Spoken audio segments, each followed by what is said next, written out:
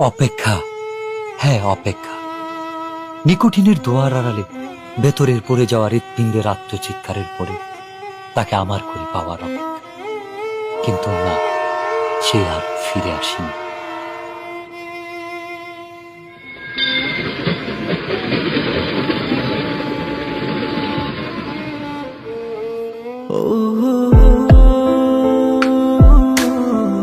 তবে এসেছিল এই পাহাড়ের পাদদেশে আজ থেকে অনেক বছর আগে, সন্তের জেগেরা সীমান্তবর্তী জেলা শেরপুরের প্রত্যন্ত একটি গ্রাম।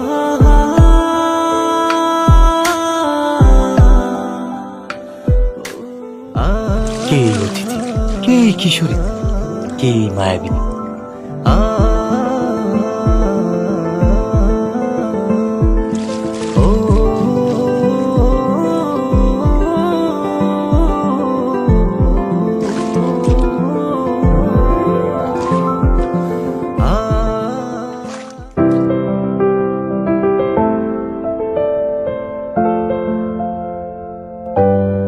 যার বিরহের অনলে পড়ে স্বপ্নের মতোই বদলে গেল এক যুবকের জীবনের গল্প। হ্যাঁ, স্বপ্নের মতোই বদলে গেল।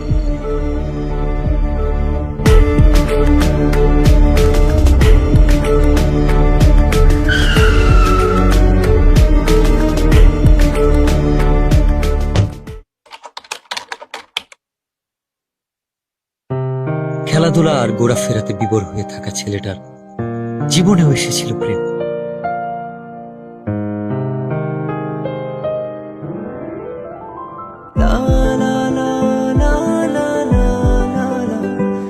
চোখের ভাষায় কেউ যেন বলছে, আমি এসেছি তোমার হয়ে, আমাকে তোমার করে নাও।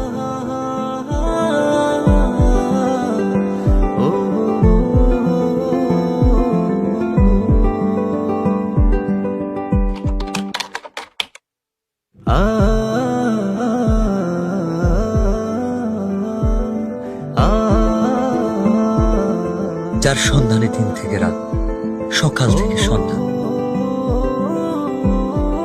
কেবল এক পলক দেখার ইচ্ছা। সে এক লজ্জা।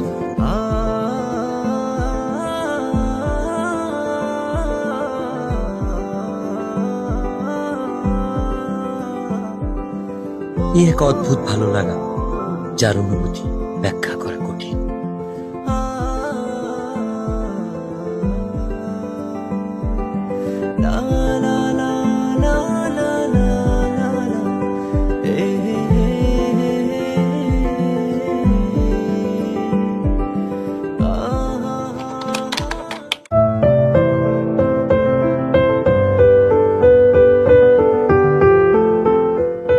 বারবার ফিরে আসি অদ্ভুত একটা টান।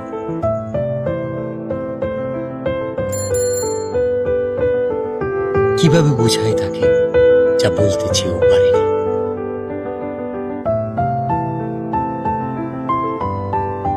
আপু, ওই ছেলেটা কে? ও ও তো আমাদের এলাকার বিল্লাল ভাই। উনি কি প্রতিদিনই এদিকে আসে? না, ভাইয়া তো এদিকে আসে না। ও আচ্ছা।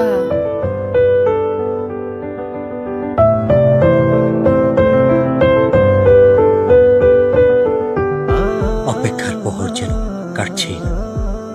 বলতে ইচ্ছে হয়, তবে সুযোগ নেই কাছাকাছি আসা।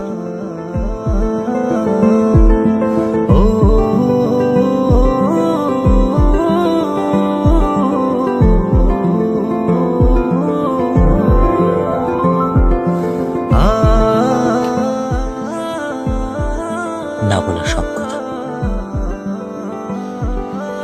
লিখে এনেছি তাই রঙিন চিঠিতে।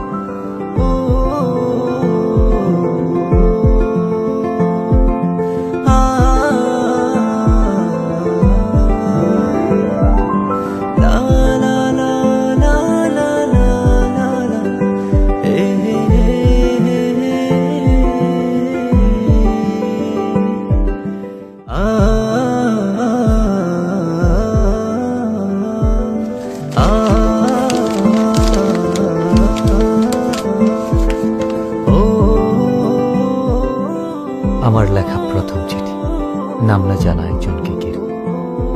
সেই একজন যাকে আমি লিখে রাখতে চাই মনের দরজা, যার ছবি আঁকতে চাই ভালোবাসার রঙিন তুলিতে মনের ক্যানভাসে। তুমি সেই রমণী যে আমার ঘুম কেড়ে নিয়েছ, রোদ খরার দেশে চাতক পাখি যেমন মেঘের জলের অপেক্ষা। দিনের পর দিন তোমার জন্য আমার অপেক্ষা ফুরাবে না কোনোদিন। আমাকে ভালোবাসা যাবে উত্তরের অপেক্ষা।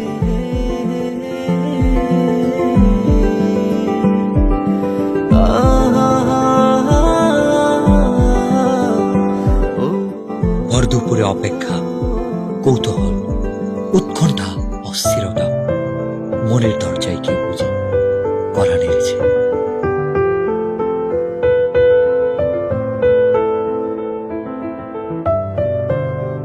আমাকে ডাকছো কেন? একটা দরকার ছিল। কি দরকার? এই চিঠিটা ওর কাছে দিতে পারবা? ওটাকে? ওই যে ছেলেটা আসে। ও আচ্ছা, বিল্লাল ভাই। আচ্ছা দাও। বিল্লাল ভাইয়ের কাছে তো পৌঁছে দিতে পারবো না, কিন্তু ভাইয়ার সাথে যে ছেলেটা থাকে নুসান, ওর কাছে পৌঁছে দিতে পারবো। আচ্ছা, যেভাবেই হোক চিঠিটা পৌঁছে দিও। আচ্ছা আচ্ছা, ঠিক আছে। ভাই, ইদানিং খেলতে যাও না, ব্যাপারটা কি? আমার খেলতে ভালো লাগে না। তোমার খেলতে ভালো লাগে না? ভালো লাগে না। বুঝছি, কি বুঝছস? কিছু একটা চলে। আরে না, এমনি খেলাধুলা ভালো লাগে না। ভাই কেমন আছো? ভালো আছি। এই নুসান, এদিকে আয় তো। কি হয়েছে, এত চিল্লাইতেছস কেন? দেখোস না ভাই আছে। এই চিঠিটা ভাইয়াকে দিবি। কে দিছে? তোর জানার দরকার নাই, ভাইয়াকে দিলে ভাইয়া বুঝতে পারবে। আচ্ছা তুই দাঁড়া, আমি ভাইকে বলতেছি। আচ্ছা। ভাই, মিলি দিছে।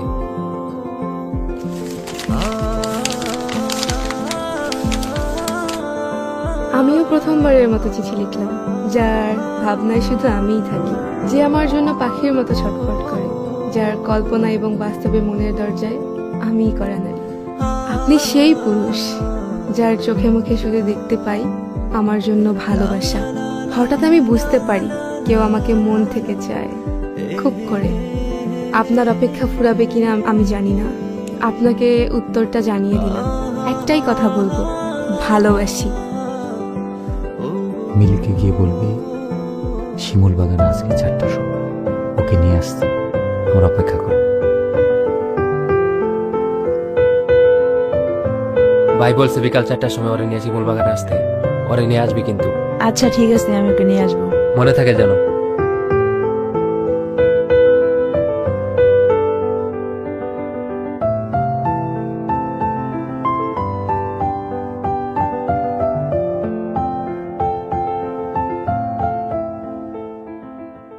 আচ্ছা তুই থাক। আমাকে ডেকেছো কেন? তোমাকে দেখার জন্য। অনেকক্ষণ ধরেই তো দেখছো, আর কতক্ষণ? দেখলে কি প্রবলেম? শুধু কি দেখবা নাকি আর কিছু বলবা? I love you.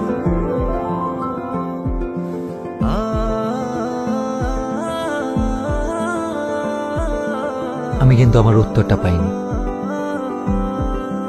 এটা আমি আমার কাছে সারা জীবন রেখে দিব।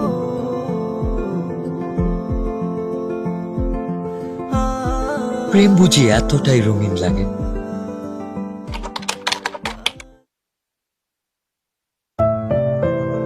তবে রঙিন দিনগুলো হারিয়ে গেল কুয়াশা ভেজা সকালের ন্যায়। কে জানতো এই দেখাটাই হবে শেষ দেখা।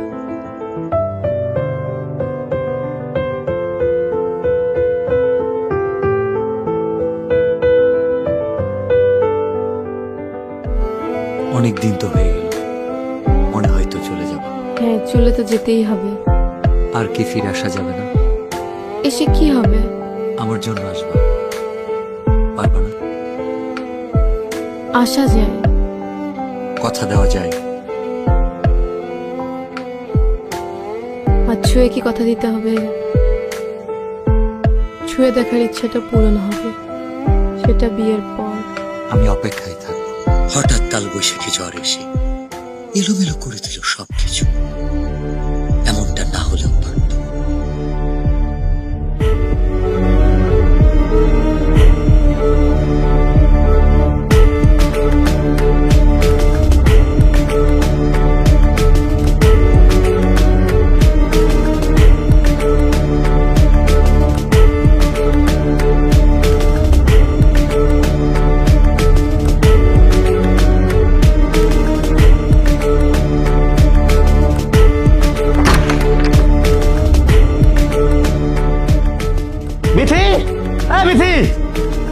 চিল্লাচ্ছ কেন? তোর বোন কি এলাকা ঘুরতে আসছে নাকি আমার মান সম্মান নষ্ট করতে আসছে? কেন? আমার বোন কি করছে? এই তোর বোন বিল্লালের সাথে কি করে?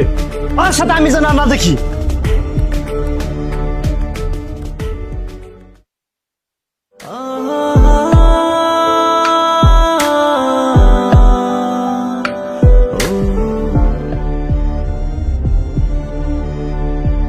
আচ্ছা তাহলে তুমি থাকবো, আমি যাই। প্লিজ চলো না, আমার অনেক ভয় লাগতেছে। আমারও অনেক ভয় লাগতেছে। চলো না।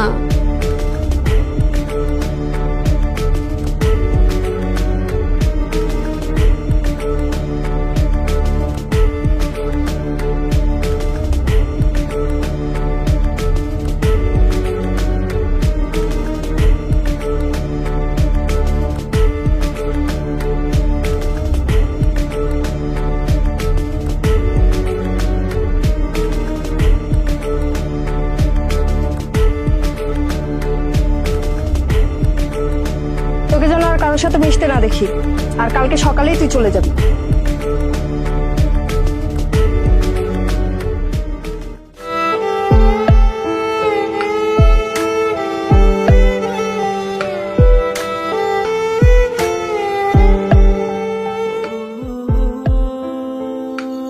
অতিথি পাখিটা কষ্ট নিয়ে নিরে ফিরবে, এটা বুঝি তার রেখে যাওয়া শেষ স্মৃতি। চোখের জলে লেখা যে চিঠি, সেটা শুধু একটা কাগজ নয়, হৃদয় গহীনে জমানো কথার উন্মোচন।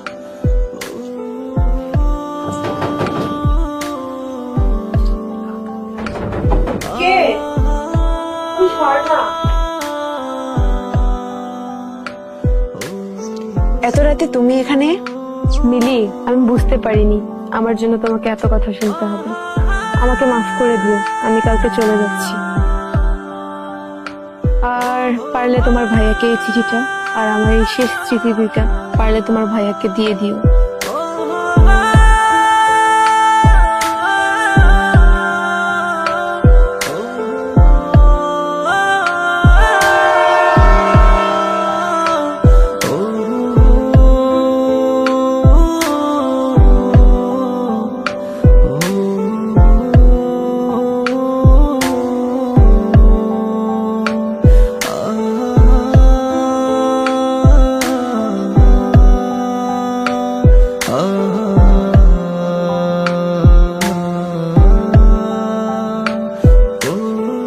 রঙের চিঠিতেও রং নেই, আছে কাছ থেকে দূরে যাওয়ার কোনো একটা ভয়ানক গল্প, যে গল্পের শেষ